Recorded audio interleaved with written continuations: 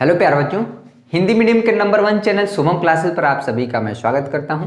मैं सुधीर सर आप सभी को क्लास 12th में मैथमेटिक्स में सदिश बीजगणित हम पढ़ा रहे हैं। अभी जो टॉपिक हमारा चल रहा है वेक्टर अलजेब्रा का, आज हम प्रश्नावली 10.2 में डिस्कस करेंगे क्वेश्चन नंबर 5 से लेके 19 तक। आज ये पूरे क्वेश्चन डिस्कस हो जाएंगे और क्वेश्चन नंबर 5 से 19 तक में सिर्फ और सिर्फ महत्वपूर्ण प्रश्नों को डिस्कस किया जाएगा, ठीक ना, जो बहुत कम चांसेस है, जो कभी पूछे नहीं गए हैं, जो बिना मतलब के सवाल हैं। हालांकि कोई क्वेश्चन बिना मतलब का नहीं होता है, लेकिन हमें उन क्वेश्चन को सॉल्व करना है जो मोस्ट एक्सपेक्टेड हैं कि एग्जाम में आने के चांसेस रहेंगे, ठीक ना। चलिए, एक्सरसाइज शुरू करने से पहले एक छोटा सा कॉन्सेप्ट है, हम सीख लेते हैं, उसके बाद सीधे हम प्रश्नावली 10.2 में क्वेश्चन नंबर 5 से आगे हम कंटिन्यू करेंगे। इसके पहले जितने भी बच्चे वेक्टर अलजेब्रा का लेक्चर नहीं देखे हैं, जाके शुरुआत से देखें। मैंने बहुत ही वेक्टर क्या होते हैं, वेक्टर के प्रकार कितने होते हैं, कि वेक्टर को कैसे जोड़ा जाता है, कैसे घटाया जाता है, तमाम तरह की चीज़ें, वेक्टर का परिमाण क्या होता है, मात्रक सदिश क्या होता है, ये सारी चीज़ें डिस्कस की हैं। आई होप आपको समझ में आया होगा। और आज का भी सेशन बहुत इंपॉर्टेंट है, ठीक है। तो अब जो है हम वेक्टर अलजेब्रा खत्म करके ही किसी प्रकार का कोई भी चीज़ हम पढ़ाएंगे, पहले ये चीज़ खत्म हो जाए। चलिए आइए देखते हैं। कह रहा दो बिंदुओं को मिलाने वाला सदिश वेक्टर ज्वाइनिंग 2 पॉइंट, अगर ये एक्स एक्सिस है, वाई एक्सिस है, यहाँ पे मान लीजिए हमारा क्या है, जेड एक्सिस है, ठीक है। एक बिंदु ए है जिसका निर्देशांक x1 y1 z1 है, ठीक है, और इसको हम इस तरह से रिप्रेजेंट कर सकते हैं। और एक बिंदु बी है जिसका निर्देशांक x2 y2 z2 है।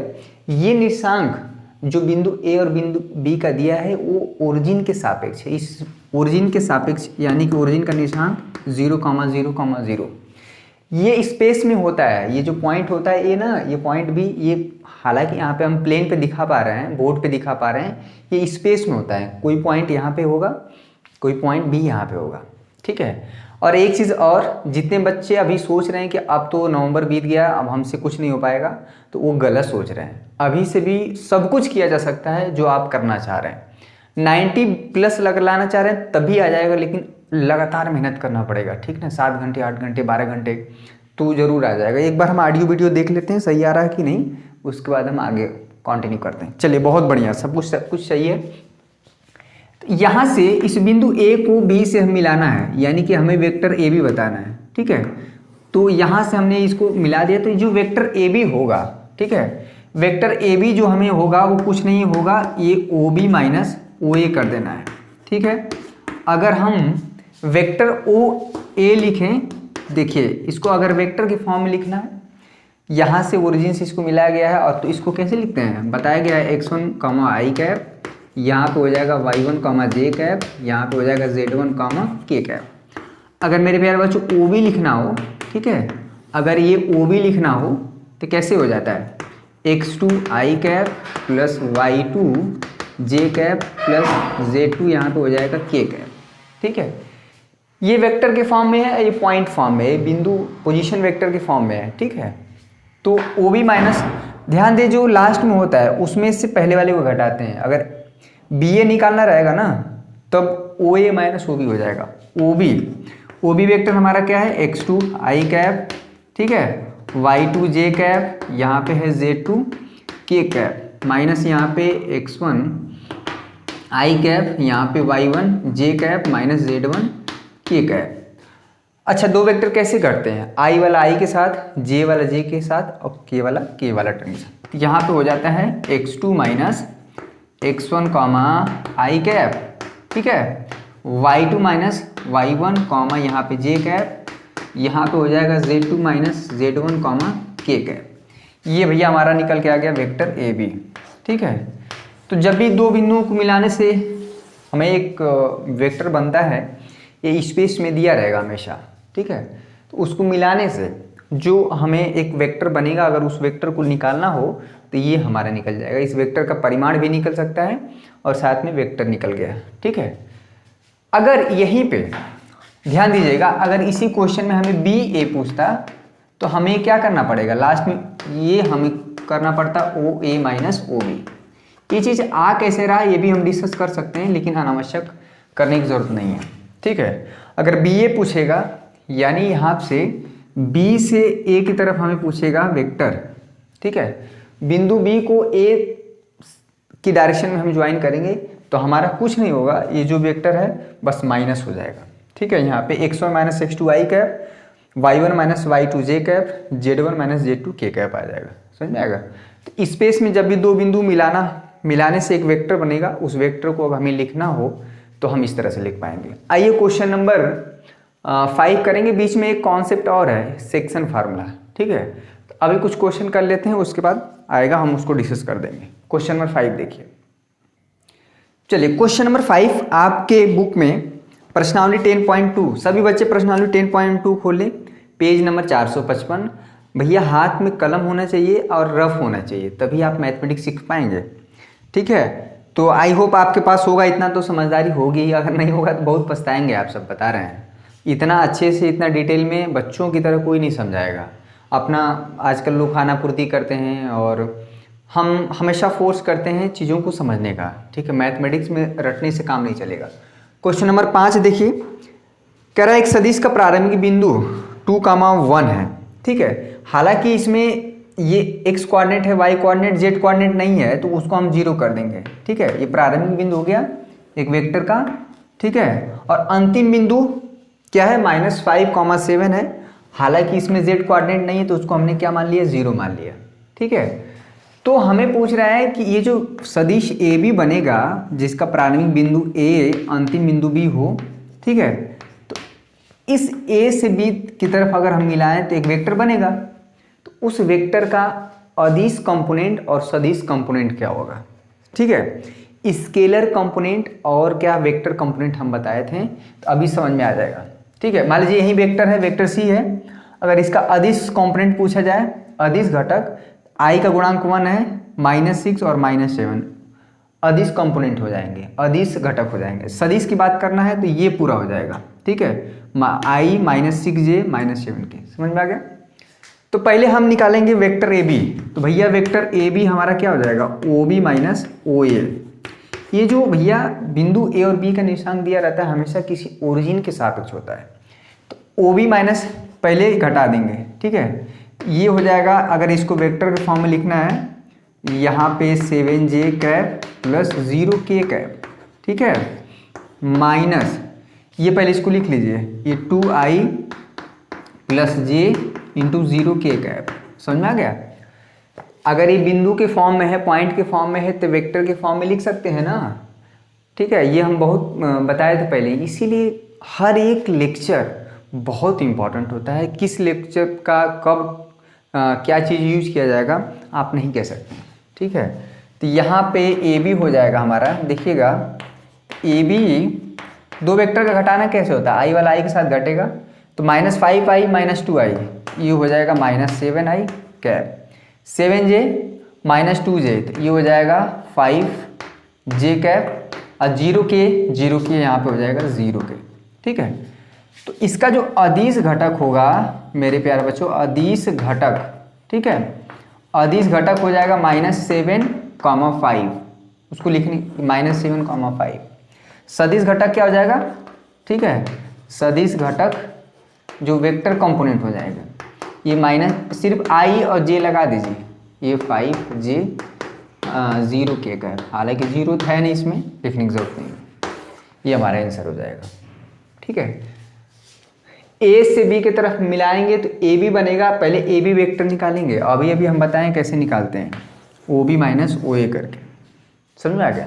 क्वेश्चन नंबर 6 देखिए, वेक्टर ए दिया है, वेक्टर बी दिया है, वेक्टर सी है, कह रहा है योगफल ज्ञात कीजिए। बहुत आसान है, दो वेक्टर देखिए, ए प्लस बी प्लस सी, 3 वेक्टर हों चाहे 4 वेक्टर हों चाहे 1000 वेक्टर हों, वेक्टर जो ऐड होता है कि आई कंपोनेंट आई के साथ जुड़ेगा, जे कंपोनेंट जे के साथ, के कंपोनेंट के साथ, इसमें कोई इश्यू नहीं है। ठीक है, तो यहाँ पे 1i है, -2 है, यहाँ पे कितना है 1i 2i हो जाएगा -2, ये तो 0i हो जाएगा। ठीक है, -2 -6 -6 और -2 8 हो जाएगा, 4 घट जाएगा तो -4j हो जाएगा। अब के कंपोनेंट देखिए, ये +1 के है +6 के, तो 6 के हो जाएगा, -7 घट जाएगा, तो -1 के, उसको लिखा नहीं जाएगा, बहुत आसान है, यही आ गया हमारा। ठीक है, तो i वाला i के साथ जुड़ेगा, j वाला j के साथ, k वाला k कंपोनेंट के साथ। ठीक है, तो vector a plus B plus C निकल के आ गया, बहुत आसान है। क्वेश्चन नंबर 5 और 6 हो गए, ठीक है। क्वेश्चन नंबर 7वां देखिए, क्वेश्चन नंबर 7वां बहुत ही इंपॉर्टेंट क्वेश्चन है, स्टार मार्क कर लीजिएगा, उसके बाद हम बता रहे हैं। क्वेश्चन नंबर 7वां और 8वां दोनों देखिए। क्वेश्चन नंबर 7 और 8 बहुत बढ़िया क्वेश्चन है, दोनों क्वेश्चन बोर्ड एग्जाम में पूछे गए, आसान है, लेकिन भैया थोड़ा सा हमें ध्यान देना, थोड़ा सा देना है, ज़्यादा नहीं। ज़्यादा ध्यान देंगे दिमाग की नस पड़ जाएगी। बहुत कोई चीज़ बहुत आसान होता है ना, तो आप लोग क्या करते हैं कि उसको बहुत ज़्यादा दिमाग लगाते हैं। अरे सिंपल चीज़ है, कह रहा है कि क्वेश्चन नंबर 7 देखिए, वेक्टर ए की अनुदिश एक मात्रक सदिश बताइए। ये जो हमारा वेक्टर है, इसी के डायरेक्शन में हमें क्या बताना है, यूनिट वेक्टर बताना है। बहुत आसान है, किसी वेक्टर डायरेक्शन में अगर यूनिट वेक्टर बताना है तो उसको क्या करते हैं, ये ऊपर ऐसे लगा देते हैं। ये यूनिट वेक्टर मात्रक सदिश का सिंबल होता है, समझ में आ गया। सिंबल भी वो ध्यान रखना है, मैथमेटिक्स में वजह से ये वेक्टर, ठीक है, जो वेक्टर होता है और उस वेक्टर के परिमाण से हम क्या कर देते हैं, भाग दे देते हैं। तो पहले क्या करने, ये वेक्टर ए का परिमाण निकाल देते हैं, ठीक है। कैसे निकालते हैं, आई का गुणांक क्या है 1, 1 का स्क्वायर, जे का गुणांक 1 है, बहुत आसान, 1 स्क्वायर, के का गुणांक 2 है, 2 स्क्वायर, कितना हो गया, 1 का स्क्वायर कर पाएंगे अपने जीवन काल में, 1 होगा, 1 + 1 2 हो जाएगा, 2 दूना के 4, 4 2 यहाँ पे 6 हो गया, ठीक है। तो इसलिए हमारा क्या हो जाएगा, मात्रक सदिश वेक्टर ए क्या है, i + j + 2k, इसमें हम क्या कर देंगे, √6 से डिवाइड कर देंगे, ठीक है। अब क्या करिए, ये मात्रक सदिश है, ये यहाँ पे अलग अलग डिवाइड कर दीजिए, ठीक है, थोड़ा अच्छा लगेगा। 1/√6 × j कैप 2/√6 × k कैप, यही हमारा क्या है, यूनिट वेक्टर है, मात्रक सदिश। समझ में आ गया। तो आपको छोटे छोटे फार्मूले क्लियर होने चाहिए। ये चीज़ देखिए, ये फार्मूला है, इसको आप फार्मूले की तरह ट्रीट कर सकते हैं। मात्रक सदिश वाला क्वेश्चन बहुत इंपॉर्टेंट है। कोई वेक्टर दिया है, उस वेक्टर के डायरेक्शन में अगर यूनिट वेक्टर निकालना है हमें, ठीक है, तो ये फार्मूला हो गया। आप इसको नोट डाउन कर लीजिए, किसी वेक्टर का परिमाण आप निकाल सकते हैं, बहुत आसान है। क्वेश्चन नंबर 8, 30 से 35 मिनट लगेगा, पूरा एक्सरसाइज खत्म हो जाएगा। एक दिन लगेगा, यानी कि कल अदिश यानी कि डॉट प्रोडक्ट और क्रॉस प्रोडक्ट। चलिए क्वेश्चन नंबर 8 देखिए, सदिश पी क्यू के अनुदिश मात्रक सदिश बताइए, जहां पे बिंदु P और Q के निशान किए हैं। फिर से वही क्वेश्चन, पी क्यू के अनुदिश, P का निशान हमें 1 2 3 दिया है, ठीक है, और यहाँ पे Q क्या दिया है 4 5। तो कह रहा है P से Q की तरफ हम मिला दें, एक वेक्टर बनेगा। इस वेक्टर को कैसे निकाला जाएगा, OQ जो आखिरी वाला होता है, आखिरी वाले में से पहले घटाते हैं, अभी बताया है, ठीक है, ये चीज़। तो भैया ये कैसे घटेगा, OQ अगर वेक्टर के फॉर्म में लिखना हो तो ये हो जाएगा 4i + 5j + 6k, ठीक है। हमें यूनिट वेक्टर निकालना है, लेकिन किसके डायरेक्शन में, सदिश PQ के। पहले हम सदिश PQ तो निकालें। हमें यहाँ पे इस क्वेश्चन और इस क्वेश्चन में ये अंतर है कि इसमें हमको डायरेक्ट वेक्टर दिया था और हम इसमें वेक्टर डायरेक्ट नहीं दिया, इसमें वेक्टर बना रहे हैं, यानी PQ वेक्टर खोज रहे हैं अभी। समझ में आया। वीडियो पसंद आ रहा है, जितने बच्चे भी लाइव देख रहे हैं, हमें उससे नहीं मतलब है, कुछ भी वो वीडियो लाइक हो जाना चाहिए। लाइक कर दिए, बहुत बढ़िया। चैनल पे नए हैं तो चैनल को सब्सक्राइब कर लीजिएगा और Shubham classes app play store में जाके इंस्टॉल कर लीजिए, जीवनदान है आपके लिए, ठीक है। चलिए OP देखिए, यहाँ पे हो जाएगा 1 × i cap + 2j + 3k cap, ठीक है। तो यहाँ पे भैया PQ पहले निकाल लीजिए, PQ पहले वेक्टर PQ निकल जाएगा, 4 में से ये हो जाएगा 3i कैप, 5 में से 2 घट जाएगा क्योंकि ये माइनस हो जाएगा ना, तो यहाँ पे हो जाएगा 3j कैप, 6 में से 3 घटा पाएंगे अपने जीवन काल में, 3k।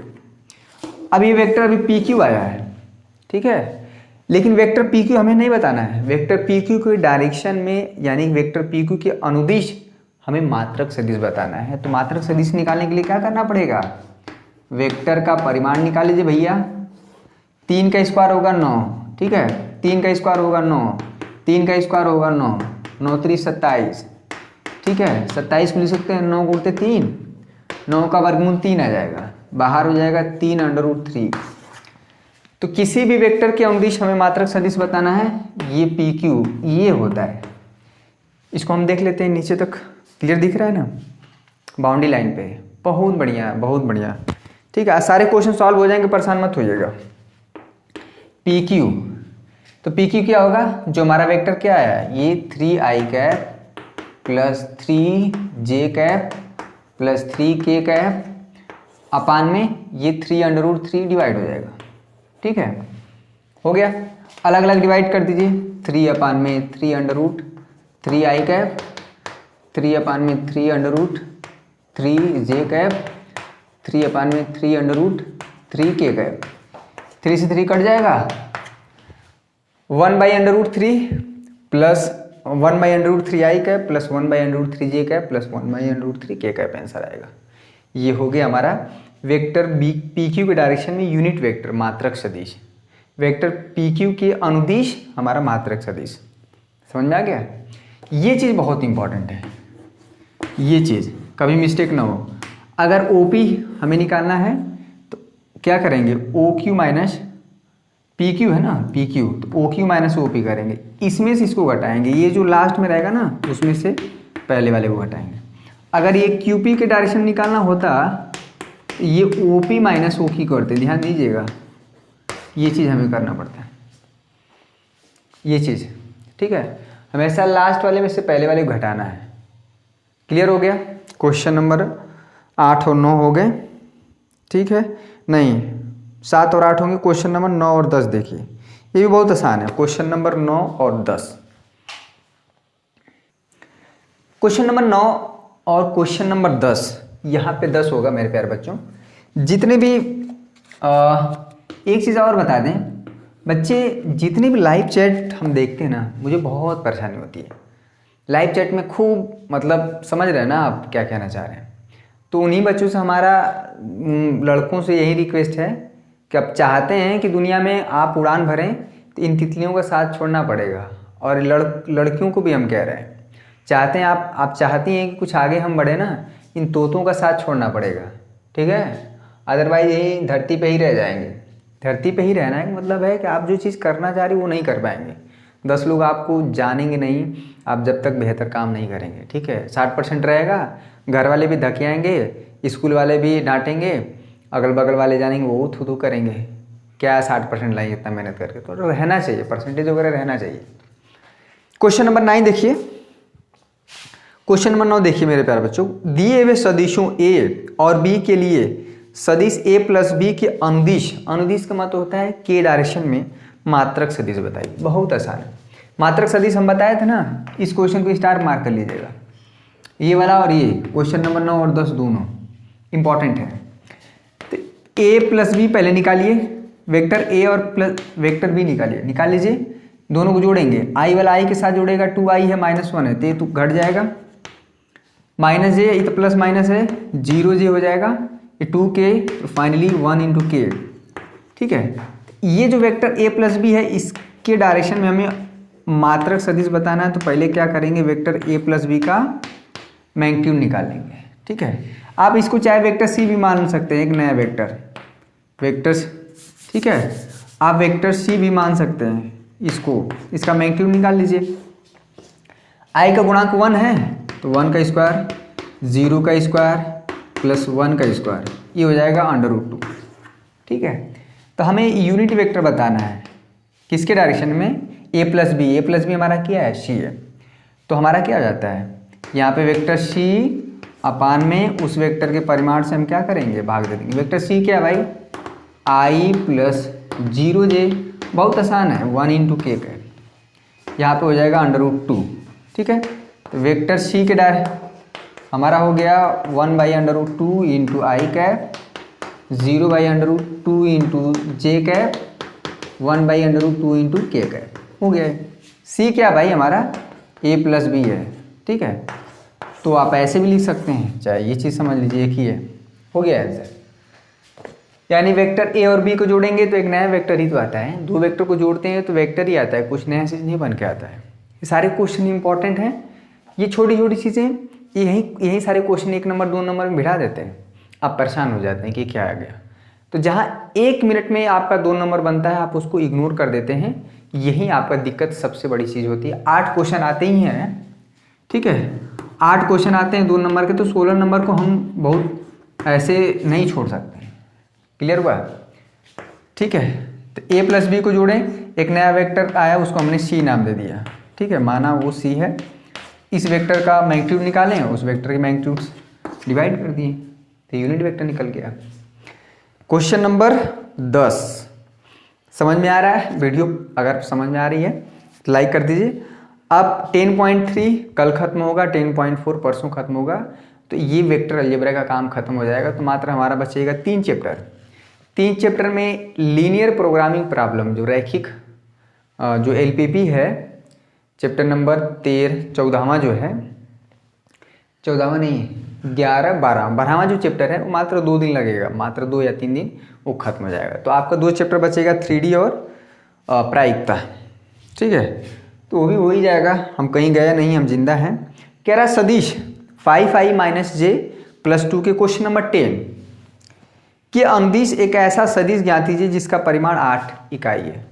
देखिए, हम कहेंगे किसी भी चीज़ का अगर एक मान लीजिए आप केला ही लेने गए या समोसा है, अगर एक समोसे का दाम आपको पता है तो 10 समोसा लेना है तो क्या है 10 का मल्टीप्लाई कर देंगे, 5 लेना है तो 5 मल्टीप्लाई कर देंगे। उसी तरह से एक ऐसा हमें वेक्टर बताना है इसी वेक्टर के डायरेक्शन में जिसका परिमाण क्या हो 8 हो। तो इसका पहले हम क्या करें, हाँ यूनिट वेक्टर निकाल लेंगे। ठीक है, देखिएगा कैसे निकलेगा। तो पहले इस वेक्टर का परिमाण निकालेंगे। आई का गुणांक 5 है, 5 का स्क्वायर करेंगे 25, इसका गुणांक 1 है, -1 है, -1 का स्क्वायर करेंगे 1 हो जाएगा, 2 का स्क्वायर करेंगे 4 हो जाएगा। ठीक है, √30 इकाई हो जाएगा। ठीक है, ये वेक्टर का परिमाण हो गया। तो पहले इस वेक्टर के डायरेक्शन में हमें क्या करना है, ये यूनिट वेक्टर निकालिए।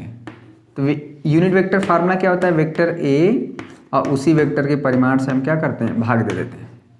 ठीक है, ये हो जाएगा 5i - j + 2k, ठीक है, अपान में √30। ठीक है, तो पहले निकाल लीजिए। यहाँ पे √a अलग अलग डिवाइड कर दीजिए, 5 अपान में √30, i 1 अपान में √30, j + 2 अपान में √30 k। ठीक है, ये हमारा, इसको समीकरण नंबर 1 दे दीजिए, इसको समीकरण नंबर 2। तो हमें एक ऐसा वेक्टर बताना है जो इसी वेक्टर के डायरेक्शन में हो लेकिन उसका परिमाण 8 हो। ये जो वेक्टर है ध्यान दीजिएगा, ये वेक्टर जो है इस वेक्टर का परिमाण 1 होगा। आप ये यूनिट वेक्टर है, ठीक है, यूनिट वेक्टर यानी मात्रक सदिश, लेकिन ये मात्रक सदिश हमेशा इस वेक्टर के डायरेक्शन में होता है, इसी सदिश के दिशा में होता है ये जो मात्रक सदिश है। तो हमें इसी सदिश के दिशा में अगर ऐसा वेक्टर बताना जिसका मात्र क्या हो परिमाण 8 हो, इसे में क्या कर देंगे मल्टीप्लाई कर देंगे। इसलिए 8 × a ये हमारा हो जाएगा 8 पूरे मल्टीप्लाई 5 अपान में √30, i -1 अपान में √30, j + 2 अपान में √k। ठीक है, यही हमारा आंसर होगा। ये 8 का मल्टीप्लाई कर दी के 40 हो जाएगा, 8 यहाँ आ जाएगा, 8 दूना 16 यहाँ आ जाएगा। तो ये वो वेक्टर हुआ जो इस वेक्टर के डायरेक्शन में होगा लेकिन परिमाण 8 होगा। ठीक है, इस वेक्टर का अगर मैग्नीट्यूड निकालेंगे तो 1 आएगा, लेकिन इस वेक्टर का परिमाण निकालेंगे तो 8 आएगा। क्लियर हुआ? खास बात ये होती है कि ये जो वेक्टर होगा इस वेक्टर के डायरेक्शन में होगा। ठीक है, क्वेश्चन नंबर 11 और 12 देखिए, बहुत आसान है। क्वेश्चन नंबर 11 और 12 छोटे छोटे क्वेश्चन है। क्वेश्चन नंबर 11 और 12 देखिए, कॉन्सेप्ट क्लियर है ना, तो आपके क्वेश्चन बहुत आसानी से लग जाएंगे। एक फार्मूला यहाँ पे नया मिलेगा, वो भी हम डिस्कस कर दे रहे हैं। देखिए क्या कह रहा है कि दर्शाइए कि वेक्टर ए और वेक्टर, हमने मान लिया कि हमारा ये जो वेक्टर है ये है और ये जो वेक्टर है बी है। ठीक है, क्वेश्चन पहले पढ़ लीजिए एक बार। दर्शाइए कि दोनों वेक्टर संरेख हैं। और क्वेश्चन नंबर 12 है कि दिखाइए ये जो सदिश हमारा दिया हुआ है ये चीज़, हमने इसको मान लिया है वेक्टर ए। कह रहा है इसका दिक कोसाइन बताइए, डायरेक्शन कोसाइन बताना है। आसान है। कैसे, अगर कोई वेक्टर दिया है तो उसका दिक कोसाइन LMN निकालना रहता है, फार्मूला है। ठीक है, ये दिक कोसाइन, किसी वेक्टर का दिक कोसाइन डायरेक्शन कोसाइन 3D में 3 डायमेंशन ज्योमेट्री बहुत डिटेल में हमें पढ़ना है, तो वो चीज़ भी हम बता देंगे। ठीक है, देखिए पहले कॉन्सेप्ट देख लीजिए। यहाँ पे फार्मूले की तरह भी हम ट्रीट करेंगे इसको। हमने बताया हुआ है कि अगर दो वेक्टर, मान लीजिए वेक्टर ए है, वेक्टर बी है, a1 i cap plus a2 j cap plus a3 k cap, vector B है b1। हमें ये चेक करना है कि वेक्टर ए और बी संरेख हैं। देखिएगा, तो हमें यदि a1 अपान में a2 दिश अपान में दिश अनुपात b1 अपान में b2 और यहाँ पे c1 अपान में c2, ये तीनों का अनुपात अगर भैया बराबर आता है, ठीक है, फार्मूले की तरह बिहेव करेंगे कि अगर वेक्टर ए और वेक्टर बी को हमें चेक करना है कि संरेख हैं कि नहीं। हमने बताए हुए हैं सारे फार्मूले, सारे कॉन्सेप्ट बताए हुए हैं। संरेख का मतलब यहाँ पे होता है पैरेलल। ठीक है, अगर मान लीजिए वेक्टर ए है, क्लियर है, और ये वेक्टर बी है, ठीक है, ये अगर दो वेक्टर संरेख होने का मतलब होता है पैरेलल, एक ही रेखा में होना। संरेख, संरेख मतलब होता है एक रेखा में। आप यहाँ पे अनुपात निकालिए, इसको a1 b1 a1 a2 a3 समझिए, इसको b1 b2 b3 समझिए। ठीक है, यहाँ पे हो जाएगा 2 ये हो जाएगा भैया -1/2। ठीक है, ये अनुपात निकालिए -3/6, -3/6 ये भी -1/2 आएगा। ठीक है, और ये अनुपात निकालिए, ये चीज़ तो 4/-8 ये भी -1/2 आ रहा है। तो ये जो गुणांकों का अनुपात है i j k कैक का, वो -1/2 -1/2 -1/2 है। यानी कि ये a1 अपान में a2 इक्वल टू b1 अपान में b2 इक्वल टू c1 अपान में c2 है। इसलिए तुरंत आप कहिएगा कि वेक्टर a जो हमने माना है वेक्टर b क्या है, संरेख। लिख लीजिएगा, इसलिए वेक्टर a एवं वेक्टर b क्या होंगे, संरेख होंगे। लिख दीजिएगा, बहुत ज़्यादा लिखने की जरूरत नहीं है, संरेख है, बस इतना चेक कर देना है। ठीक है, ये फार्मूला हो गया और उस पर हमने ये क्वेश्चन करा दिया। छोटी छोटी चीज़ें, लेकिन एग्जामिनेशन पॉइंट ऑफ व्यू से इम्पोर्टेंट है। एक कॉन्सेप्ट और है, इसके बाद हम बता देंगे, पूरा चैप्टर खत्म हो जाएगा। अगर फार्मूले देखिए, अगर कोई वेक्टर दिया है, मान लीजिए वेक्टर ए है, xi प्लस वाई जे कैप प्लस जेड इंटू के कैप, तो हमें पूछेगा कि इस वेक्टर का दिक कोसाइन बताइए, डायरेक्शन कोसाइन। उसको भैया हम कॉस अल्फा, कॉस बीटा और कॉस गामा से रिप्रेजेंट करते हैं। इतना बड़ा ना लिखना पड़े, इसलिए बाद में इसको शॉर्ट कर दिएगा L, M और N। ठीक है, ये चीज़ इसका कॉस अल्फा, कॉस बीटा और कॉस गामा। ये फार्मूला होता है x अपान में √x² प्लस y² z²। ठीक है, कॉस बीटा होता है y अपान में √x² plus y² plus z²। n होता है z अपान में √x² plus y² plus z²। यहाँ पे x हमारा 1 है, y हमारा 2 है। देखिएगा, x हमारा 1 है, y हमारा क्या है 2 है और z हमारा क्या है 3 है। ठीक है, तो पहले आप निकाल लीजिए √x² यानी 1 का स्क्वायर प्लस 2 का स्क्वायर, ठीक है 4 हो जाएगा, प्लस 3 का स्क्वायर कितना आएगा 1 दूना के 4 9, ये हो जाएगा 14। ठीक है, इस जो वेक्टर दिया है इसका दिक अनुपात यानी L हो जाएगा x अपान में दिश। x की वैल्यू क्या है 1 अपान में √40। m क्या हो जाएगा y बाई दिश, y की वैल्यू क्या है 2 बाई √14। यहाँ पे n हो जाएगा z बाई √40। ये आ गया। किसी अगर कोई भी वेक्टर दिया हो, अगर उसका दिक कोसाइन पूछे, अगर दिक अनुपात पूछे, ये 1 2 3 दिक अनुपात हो जाते हैं, डायरेक्शन रेशियो हो जाते हैं। ठीक है, लेकिन दिक कोसाइन पूछे तो L M N जो कि x अपान में दिश, y अपान में दिश, z अपान में दिश, और दिश क्या होता है √x² plus y² plus z²। तो √14 आया तो क्या हो गया x अपान में √14, y अपान में z अपान में, यही L M N। क्लियर हुआ? ये किसी दिए हुए वेक्टर का क्या हो गए दिक अनुपात हो गए। ठीक है, क्वेश्चन नंबर 12 हो गया। चलिए क्वेश्चन नंबर 13 निकाल लीजिएगा कि वेक्टर ए और बी से एक वेक्टर निकालिएगा, ए बी को मिलाएंगे, फिर वेक्टर आएगा उसका क्या निकाल देंगे दिक कोसाइन। क्वेश्चन नंबर 14 देखिए, दर्शाइए कि सदिश, बहुत आसान है, तो दर्शाइए कि सदिश i प्लस जे प्लस के OX OY और OZ के साथ बराबर झुका हुआ है, बराबर कोण पे है। ठीक है, यही निकालना पड़ेगा हमें, cos alpha, cos beta, cos gamma. ये एक्चुअली में किसी वेक्टर का जो कोसाइन होता है ना, ये जो cos alpha cos beta cos gamma होता क्या है, वो हम थोड़ा बाद में डिटेल में अच्छे से करेंगे डिस्कस। ये सारे क्वेश्चन हमारे 3D में मिलेंगे ये वाला, ठीक है। तो वहाँ पे हम बहुत अच्छे से डिस्कस करेंगे। आइए क्वेश्चन नंबर 15 और 16 देखते हैं। क्वेश्चन नंबर 15 और 16 एक छोटा सा फार्मूला है या कॉन्सेप्ट भी समझ सकते हैं इसको। आखिरी जो पर अध्याय 10.2 का इसमें बहुत ज़्यादा कॉन्सेप्ट है, जोड़ना घटाना, इसके पहले जितने भी सारे कैसे 2 पॉइंट दिए हैं उसको मिलाने से हमारा एक वेक्टर जो बनता है, उसका कैसे हम वो वेक्टर निकालते हैं, किसी वेक्टर के डायरेक्शन में अनुदिश, किसी वेक्टर के अनुदिश मात्रक सदिश कैसे निकालते हैं, वो सारी चीज़ें हम सीखें। आखिरी चीज़ सीख लेते हैं, इसको फार्मूले की तरह ट्रीट करेंगे। मान लीजिए एक हमारा एक्स एक्सिस है, वाई एक्सिस है, यहाँ पे मान लीजिए ये जेड एक्सिस है। जैसे भी आप लिख सकते हैं, इसको जेड ले सकते हैं, इसको वाई ले। एक बिंदु ए, ठीक है, जिसका वेक्टर रिप्रेजेंटेशन वेक्टर ए है, समझ रहे ना। ये बिंदु ओ के सापेक्ष है, ओरिजिन के सापेक्ष, ठीक है। यहाँ पे ये चीज़ हुआ, ये ओ ए मिला दें यहाँ से, उसको हमने मान लिया वेक्टर ए, यहाँ से हमने इसको मिला दिया तो मान लीजिए ये वेक्टर बी है, ठीक है। ये वेक्टर ए हुआ, ये वेक्टर बी हुआ।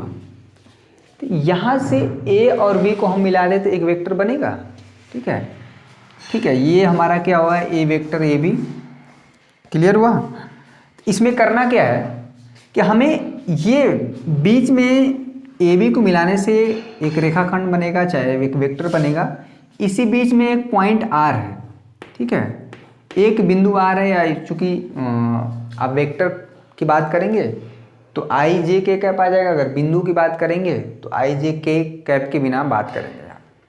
तो ये जो ओ आर है, जब ये बिंदु आर ई रेखा जो अगर हम वेक्टर ए बी के बीचों बीच होगा, ठीक है, यानी कि इसमें दो केस बनता है। जब आर ए बी को अंतः विभाजित करता है, ए बी हम कहेंगे, ठीक है, अंतः मतलब बीच में होगा, ये जो बिंदु ये जो आर होगा ए बी के बीच में हो, तो इसका यानी जो ओ आर है, ये वेक्टर आर हमें बताना होता है। इसका फार्मूला कुछ नहीं, ये जो आर है ना, A B vector A B को m/n रेशियो में बांट रहा है।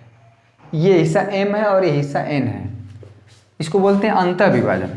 ये हो जाएगा m इंटू वेक्टर बी, जब ये m लेंगे तो ये वाला वेक्टर लेंगे, और n लेंगे तो वेक्टर a हो जाएगा, ठीक है। n इंटू ए अपान में m प्लस n, ये वेक्टर ओ आर निकल के आ जाएगा, क्लियर है। ये वेक्टर ओ से आर में ये वेक्टर आर निकल के आ जाएगा, जिसको स्मॉल आर से प्रिंट करते हैं। ये अंतः विभाजन के केस में है, ठीक है। चलिए केस नंबर सेकंड देखिए, केस नंबर सेकंड देखिए, इसी में हम डिस्कस कर देते हैं। जब ये आर, इसी में हम डिस्कस कर देते हैं, इसी में हम डिस्कस कर देते हैं, आसान है। फार्मूला देखिएगा, ये हमारा ये चीज़ दिया हुआ है ए, और ये जो है हमारा वेक्टर बी है, ये है, ये जो बाहर है, ठीक है, ये जो आर बाहर होगा और इतना हिस्सा हमारा एम होगा, ठीक है, और इतना हिस्सा हमारा क्या, ये बी है, ये वेक्टर बी, और ये हमारा क्या है, एन है। ध्यान दीजिएगा, ये एन है, यानी ये जो वेक्टर आर है इसी वेक्टर ए बी की डायरेक्शन में है, लेकिन बाहर है। ये जो आर है ये बाहर है ए बी के, इसको बोलते हैं बाह्य विभाजन। तो ये जो वेक्टर आर होगा इस केस में, ठीक है, ओ आर यानी वेक्टर आर, ये भैया हो जाएगा m पूरा लेंगे तो v हो जाएगा, कुछ नहीं होगा, ये जो फार्मूला है बीच में माइनस हो जाएगा, m इंटू ये चीज़ माइनस, यहाँ पे m प्लस n ही होगा, ठीक है। एक मिनट हम देख लेते हैं, फार्मूला मिस्टेक नहीं, m माइनस n होगा शायद, हाँ m माइनस n हो जाएगा। कब? जब ये r हो जो है बाह्य विभाजन करेगा, यानी कि ये ए रेखा ए बी यानी वेक्टर ए बी के बाहर होगा, ठीक है। ये चीज़ जो बड़ी लंबाई है, बड़ी लंबाई में से हमेशा छोटी लंबाई घटाएंगे। तो इस पे भी आधारित कुछ क्वेश्चन है, उसको हम कर देते हैं, उसके बाद इस चैप्टर का पूरा काम खत्म हो जाएगा, ठीक है। चलिए क्वेश्चन नंबर 15 देख लीजिए, बहुत आसान है क्वेश्चन नंबर 15। चलिए क्वेश्चन नंबर 15, जो अभी भी फार्मूला हम बताएं उस पर आधारित सिंपल क्वेश्चन आता है एकदम, इसमें घुमावदार वाली बात नहीं होती है। ऐसा क्वेश्चन आपके एग्जाम्पल में भी दिया है, आप चाहें तो कर सकते हैं। ठीक है, क्वेश्चन नंबर 11 दिया है। क्वेश्चन नंबर बहुत आसान क्वेश्चन है, इसको कर सकते हैं। चलिए एक क्वेश्चन पहले पढ़ लेते हैं। क्वेश्चन नंबर 15, एक बिंदु P, ठीक है, हालांकि इस वेक्टर फॉर्म में दिया है 1i + 2j - k, तो हमने उसको i j k कैप के बिना लिख दिया है। ठीक है, 1, 2, माइनस। ठीक है, इसको हमेशा ओरिजिन के सापेक्ष होता है। मान लीजिए ओरिजिन से यहाँ तक मिला है, वो OP है, इसको वेक्टर A नाम दिया, i + 2j - k। एक बिंदु, एक वेक्टर Q है जिसका जो है -i + j को मिलाने वाली रेखा को, ठीक है, यहाँ से यहाँ तक मिला दें, एक रेखा हमारी तैयार हो गई। क्लियर है? रेखा को 2:1 के अनुपात में अंत और बाह्य विभाजित करने वाले बिंदु R का स्थिति सदिश ज्ञात कीजिए। पोजीशन वेक्टर बताना है इस वेक्टर R का। पहले बिंदु ये दिया है, इसके साइड 2 रहेगा, ये बाद में दिया है तो इसके साइड 1 रहेगा। ये भी मिस्टेक हो जाता है, बहुत बच्चे इधर 2 कर देंगे, इधर 1 कर देंगे। क्वेश्चन के अकॉर्डिंग 2:1 दिया है, पहले P दिया है ना, तो P के साइड 2 होगा, Q की साइड 1 होगा। ठीक है, तो हो तो गया, ये हमारा काम करेगा M की वैल्यू 2 और यहाँ पे काम करेगा N की वैल्यू 1। तो हो तो गया, ये ओरिजिन यहाँ से मिला देंगे। अगर ये पोजीशन वेक्टर R बताना है इसका जो OR है, तो बस हो तो गया। इसको स्मॉल r से प्रिंट, M की वैल्यू क्या है 2, वेक्टर B ये हमारा होगा -i, ठीक है, -i + j + k cap plus n की वैल्यू 1 है, A वेक्टर A मतलब हमारा ये हो जाएगा i + 2j - k। ठीक है, अपान में m + n मतलब 2 + 1, m की वैल्यू 2 है, n की वैल्यू 1। बहुत आसान हो गया है। ठीक है, वेक्टर R क्या हो जाएगा -2i और 1 × i, तो ये हो जाएगा फाइनल i, 2j + 2k, तो ये हो जाएगा 2j, 4j हो जाएगा, 2j 2k - k, तो घट जाएगा, 1 × k आ जाएगा फाइनली ये, और 2 1 3। ठीक है, तो वेक्टर R हो जाएगा हमारा 1/3 i cap, 4/3 j cap, 1/3 k cap, अलग अलग डिवाइड कर देंगे, ये आ गया। ठीक है, और इसमें क्या कह रहा है, 2 केस है, बाय विभाजित करने वाला, यानी ये जो बिंदु R है, ये जब ये इधर होगा, ठीक है, बाहर होगा, तो कुछ नहीं करना है, इसी फार्मूले में यहाँ पे सिर्फ और सिर्फ माइनस कर दीजिएगा। ठीक है, यहाँ पे सिर्फ और सिर्फ माइनस कर देंगे। ठीक है, और ये हो जाएगा 2 - 1, इसी में ये केस नंबर 2 हो जाएगा। कुछ नहीं करना ही नहीं, बस जहाँ जहाँ प्लस वहाँ माइनस कर देना है। ठीक है, तो -2i इसको कर देते हैं, फार्मूला भी बताएगा, जहाँ जहाँ पे प्लस वहाँ वहाँ माइनस कर देना है। जो बीच में ना ये चीज़ देखिए, इसको निकाल दीजिए, आ जाएगा ये। तो आई होप आपको समझ में आया, वो फार्मूले बेस्ड है, क्योंकि इसमें बहुत ज़्यादा कुछ वैसा है नहीं। ठीक है, वेक्टर R हो जाएगा, ये हो जाएगा -2i + 2j + 2k। ठीक है, ये -i - 2j + k। ठीक है, 2 में से 1 घटा देंगे तो 1 आ जाएगा, इसको लिखने की जरूरत नहीं नीचे। तो -2i ये माइनस, ये हो जाएगा -3i + 2j माइनस ये 0j। ठीक है, + 2k और यहाँ पे 1k, तो 3k हो जाएगा। ये हमारा आंसर हो जाएगा।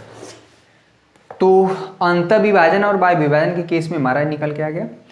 अगर ये जो वेक्टर R बीचों बीच होगा, ठीक है, यानी कि मध्य बिंदु पे होगा, तो फार्मूले में क्या हो जाता है, फार्मूले में कुछ नहीं होगा, ये जो वेक्टर R होगा बहुत आसान हो जाएगा, a + b/2 हो जाता है। ठीक है, वो इसलिए हो जाता है क्योंकि m की वैल्यू 1 हो जाती है और n की वैल्यू भी 1 हो जाती है जब ये बीचों बीच होगा इसके। ठीक है, जब इसके बीचों बीच होगा तो ये वेक्टर हो जाएगा। तो इसी पे आधारित एक क्वेश्चन नंबर 16 है कि बिंदु P और Q को मिलाने वाले सदिश का मध्य बिंदु ज्ञात कीजिए। बहुत आसान है, बहुत आसान है ये। ठीक है, a + b/2 कर दीजिएगा, वेक्टर R निकल जाएगा। क्वेश्चन नंबर 16 हो गया। 17 देखिए, क्वेश्चन नंबर 17 बहुत इंपॉर्टेंट है। क्वेश्चन नंबर 17 बहुत बार पूछा गया है। क्वेश्चन नंबर 17 और समता आज का आखिरी क्वेश्चन है, ठीक है। बाकी ये जो 18-19 है ना, ये सारे हम जो बहुविकल्पी का सीरीज चलाएंगे हम, तो उसमें हम कर देंगे। बहुविकल्पी का सीरीज हमारा पूरा टाइप हो गया, लिखा गया हैंड राइटिंग द्वारा, मतलब बाई हैंड। तो उसको हम दिखा के लेफ्ट साइड में दिखाएंगे, उधर छोटे छोटे में सॉल्व कर देंगे। बहुविकल्पी क्वेश्चन ऐसे सॉल्व किया जाएगा। कह रहा है कि बिंदु ए, बिंदु बी और बिंदु सी जो है किसी त्रिभुज के शीर्षों के निर्देशांक हैं, ठीक है। ओपोजिशन वेक्टर के रूप में दिया है स्थिति सदिश। ए हमारा 3i - 4j - k, तो उसको अगर बिना i j k कैप के लिखें तो 3, -4 - 4। जो बिंदु बी है यानी vector B 2i - j - k, तो अगर i j k कैप हटा के लिखें, ठीक है, तो इस तरह से हो जाएगा। सी के भी, तो ये किसी त्रिभुज के शीर्षों के पोजीशन वेक्टर हैं स्थिति सदिश। तो कह रहा है कि सिद्ध करना है कि ये जो हमारा त्रिभुज है वो समकोण त्रिभुज है। देखिए, समकोण त्रिभुज में खास बात क्या होती है कि उसमें किसी एक भुजा का वर्ग दो भुजा के वर्गों के योगफल के बराबर होता है। लेकिन सबसे इंपॉर्टेंट बात है कि ये भुजा की लंबाई तो पता होना चाहिए। तो भैया ए बी निकालेंगे, ध्यान दीजिएगा, ए बी निकाला जाएगा। ए बी कैसे निकलेगा? ओ बी माइनस ओ ए, ठीक है, ओ बी माइनस ओ ए कर दिया जाएगा। और ये जो कोऑर्डिनेट दिया रहता है ना, ये जो कोऑर्डिनेट दिया रहता है हमेशा ओरिजिन के सापेक्ष रहता है। जैसे यहाँ पे ऐसे हो गया, इसको मान लीजिए यहाँ पे मूल बिंदु है 0, 0, 0, ठीक है, ये ऐसे हो गया, इसके सापेक्ष हो गया, ये इसके सापेक्ष। हमेशा मूल बिंदु के सापेक्ष ये जो कोऑर्डिनेट दिए रहते हैं। ए बी निकालेंगे, ठीक है, बी सी निकालेंगे। ध्यान दीजिएगा, करना आपको है ओ सी माइनस ओ बी, ठीक है, निकालेंगे तीनों वेक्टर। सी ए निकालेंगे, सी ए निकालेंगे कैसे? ओ ए माइनस ओ सी। देखिए, वेक्टर ए बी निकालेंगे, ये निकल के आ जाएगा, बी सी निकालेंगे, ये निकल के आ जाएगा, और सी ए निकालेंगे, ठीक है, यहाँ पे दिया हुआ है। तो ये ओ बी माइनस ओ ए सब निकाल लेंगे। तो अब क्या करेंगे कि जो वेक्टर ए बी निकल आएगा, वेक्टर ए बी का परिमाण निकालेंगे, ठीक है, परिमाण किसी वेक्टर का निकालना आसान होता है, वी सी का परिमाण निकालेंगे, ठीक है, और सी ए का निकालेंगे। तीनों भुजाओं का परिमाण निकालेंगे, यानी ये कितनी लंबाई का है ये निकाल लेंगे, ये कितनी लंबाई का ये निकाल लेंगे, ये कितनी लंबाई का है। अगर ये वेक्टर निकल जाएगा तो वेक्टर का परिमाण भी तो निकल जाएगा। तो आप देखेंगे इसमें से किसी एक भुजा का वर्ग जो है शेष दो भुजाओं के वर्गों के योगफल के बराबर अगर आ गया तो वो निश्चित रूप से लिखिएगा ये ऐसा तभी संभव है जब ये त्रिभुज जो क्या होगा, समकोण होगा, और ऐसा आएगा, ठीक है। आपको ये खुद से करना है, मैंने हिंट दे दिया है। ए बी निकालेंगे ओ बी माइनस ओ ए, बी सी निकालेंगे ओ सी माइनस ओ बी। ऐसा आप करिए, अभी तुरंत करिए।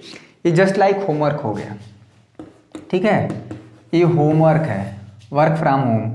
एक ही क्वेश्चन तो दिए हैं, ठीक है, और आपके लिए होमवर्क क्या है, इसमें जितने भी हमारे एग्जाम्पल हैं, एग्जाम्पल आपको करने हैं। कल हम सारे बच्चों को, जितने बच्चे हैं सारे बच्चों से रिक्वेस्ट करेंगे कि कल का लेक्चर मिस ना करें, और इसके पहले का भी नहीं, ठीक है। पर्सनालिटी 10.3 में कितने क्वेश्चन हैं? 18, ठीक है, 18 क्वेश्चन है, सारे क्वेश्चन बहुत आसान है। तो कल हम सिखाएंगे कॉन्सेप्ट डॉट प्रोडक्ट का, और उसका हम अगला कॉन्सेप्ट होगा क्रॉस प्रोडक्ट का। समझ में आ गया?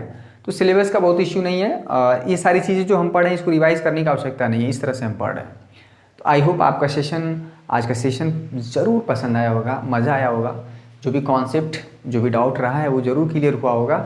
तो कल मिलते हैं एक और बेहतरीन लेक्चर के साथ। स्केलर प्रोडक्ट क्या होता है और क्रॉस प्रोडक्ट क्या होता है, इस पर हम डिस्कस करेंगे, और उस पर आधारित सवाल 10.2 और उससे रिलेटेड क्वेश्चन जो बोर्ड एग्जाम में आए हुए हैं वो भी हम डिस्कस करेंगे, ठीक है।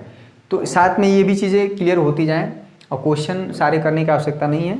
10.1, 10.2 हमने पूरा करा दिया, 10.3 में सिलेक्टेड क्वेश्चन करेंगे, 10.4 में भी सिलेक्टेड क्वेश्चन, ठीक है। तो कल मिलते हैं ज़बरदस्त वीडियो के साथ, तब तक के लिए आप सभी का बहुत बहुत शुक्रिया। जय हिंद, जय भारत।